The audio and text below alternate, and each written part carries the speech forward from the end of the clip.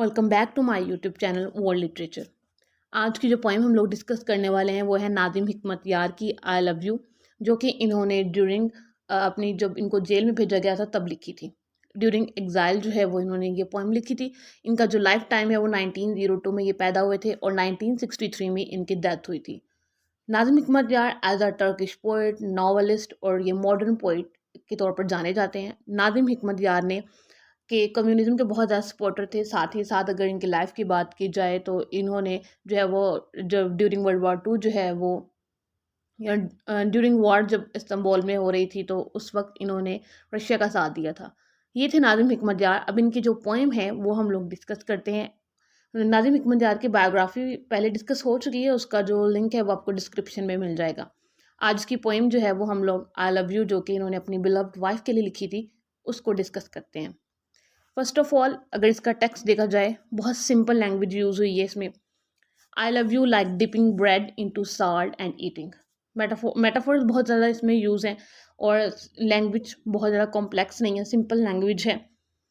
तो मीन्स सब first of जिसकी लाइन है like dipping bread into salt and eating, कि मैं तुमसे इतनी मोहब्बत करता हूँ कि जैसे कि किसी ब्रेड को हम लोग विदाउट सॉल्ट नहीं खा सकते। यानी कि जब इसको ब्रेड को हम लोग खाने के लिए रेडी करते हैं तो उसमें अगर नमक ना हो तो उसका टेस्टलेस हमें महसूस होता है। वैसे ही है कि इतनी मोहब्बत है मुझे जैसे कि तुम्हें ब्रेड के साथ जो है वो सॉल्ट खाना।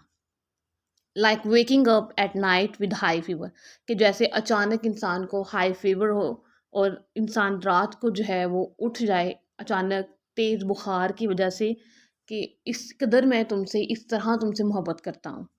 And drinking water with a tap in my mouth, और जब वो बुखार की हालत में उठना और टैप के साथ डायरेक्टली जो है वो पानी पीना स्टार्ट कर देना, इस लेवल तक मुझे जो है वो अपनी बिलव्ड लाइफ से लव है। या फिर इसका सेकंड मीनिंग ले सकते हैं कि टर्की से जो है वो नाज़िम हिकमत यार को इस कदर मोहब्बत है कि जिस तरह dipping bread into salt, waking up at night with high fever, drinking water with the tap in my mouth, इस कदर उसको लव है। इनके इसकी दो अगर हम लोग एक्सप्लेनेशन करना चाहेंगे, इसका एनालिसिस दो तरीक़ों से करना चाहें तो एज़ अ वाइफ़ भी हम इसको ले सकते हैं और एज़ अ कंट्री भी ले सकते हैं कि कंट्री के लिए इतनी मोहब्बत है, या फिर नाज़िम हिकमत यार की जो वाइफ़ है उसके लिए उनको इतनी मोहब्बत है। फर्दर अगर इसकी लाइन देखें तो like unwrapping the heavy box from the postman with no clue what it is, कि इस कदर मुझे मोहब्बत है या फिर इस कदर मेरी मोहब्बत जो उस स्पीकर है, लाइक जैसे कोई पोस्टमैन जो है वो मुझे कोई बॉक्स दे और मेरे लिए वो बहुत एनानमस हो कि इसके अंदर है क्या, मैं क्यूरियस हूँ कि पोस्टमैन इस बॉक्स के अंदर क्या लाया है। इस कदर मुझे जो है वो अपनी वाइफ से मोहब्बत है या फिर अपने कंट्री से मोहब्बत है। यानी कि दोनों साइड से अगर इसका एनालिसिस किया जाए तो इस तरह से हो सकता है इन लाइन्स का। फ्लटरिंग, हैप्पी एंड डाउटफुल, यानी कि जब वो पोस्टमैन मुझे जो वो बॉक्स देता है तो मैं खुश भी होता हूँ और मुझे खदशात भी होते हैं कि इसके अंदर बॉक्स में क्या है। आई लव यू फिर देन उसको अगेन रिमाइंडर देता है कि मैं अपनी वाइफ से किस कदर अटैच्ड हूँ, किस कदर मुझे उससे मोहब्बत है।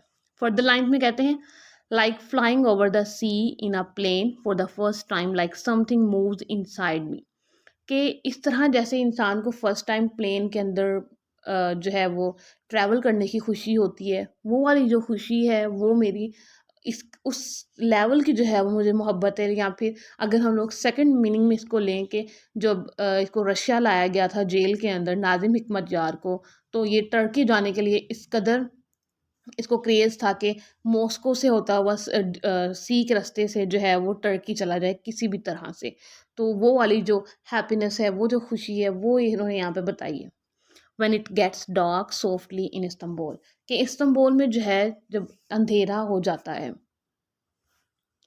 I love you like thanking God that we live, कि इस्तांबुल में अंधेरा हो जाता है लेकिन इन सब के बावजूद कि मैं जो है वो शुक्र अदा करता हूँ कि हम लोग ज़िंदा हैं। इस्तांबुल के अंदर वॉर चल रही है, जैसा भी वहाँ के हालात हैं वो सब जो हैं, लेकिन उन सब के बावजूद हम ज़िंदा हैं, हम सर्वाइव कर रहे हैं ऐसे हालात में। अब इस हो जो पूरी पोएम है इससे हमें जो है वो 2-4 थीम्स मिलते हैं या फिर इसके जो मीनिंग मिलता है वो ये मिलता है कि जो है वो नाज़िम हिकमत यार जो है वो अपनी वाइफ़ को जो है वो मिस कर रहे हैं ड्यूरिंग जब वो जेल में थे उस टाइम पे। और साथ ही साथ एक बहुत बड़ा स्ट्रॉन्ग मैसेज यहाँ से मिलता है कि जो पावर ऑफ लव है उसके अंदर इतनी एबिलिटी होती है कि वो जो सारी हमारी ऑब्स्टेकल्स हैं वो उनको ओवरकम कर सकें हमारी लाइफ के अंदर जो होती हैं, या फिर जो डिफ़िकल्ट सिचुएशंस होती हैं वो सब जो हैं वो सॉल्व हो सकती हैं only because of love, only because of our loved ones. कि अगर हमारे पास कोई ऐसे लोग हों जो हमसे मोहब्बत करते हो या फिर हम जिनसे मोहब्बत करते हों, चाहे वो हमारा कंट्री हो चाहे वो कोई वुमेन हो, तो काइंड ऑफ पेन में जो है वो फिर रिलीफ मिलता है because of love. I hope कि आपको इस पोएम की अच्छे से समझ आ गई होगी। एज अ लिटरेचर स्टूडेंट जो है वो आपको इसका एनालिसिस जो है वो डीप जाना चाहिए। ऑब्वियसली एज अ लिटरेचर के स्टूडेंट होने के नाते जो है वो जितनी भी किसी चीज़ की रिसर्च एनालिसिस एक्सप्लेनेशन की जाए, बिकॉज एक चीज़ की जो एक्सप्लेनेशन है वो एक एंगल से नहीं की जा सकती। जैसे इस पोएम की जो एंगल हमने दो तरह से देखा इसको। एज अ कंट्री से जो मोहब्बत उसकी क्या है नाज़िम हिकमत की, और जो है वो उसकी वाइफ से मोहब्बत भी हो सकती है। तो ये दोनों कंडीशंस पे जो ये पोएम है I love you by Nazim Hikmet जो है वो अप्लाई होती है।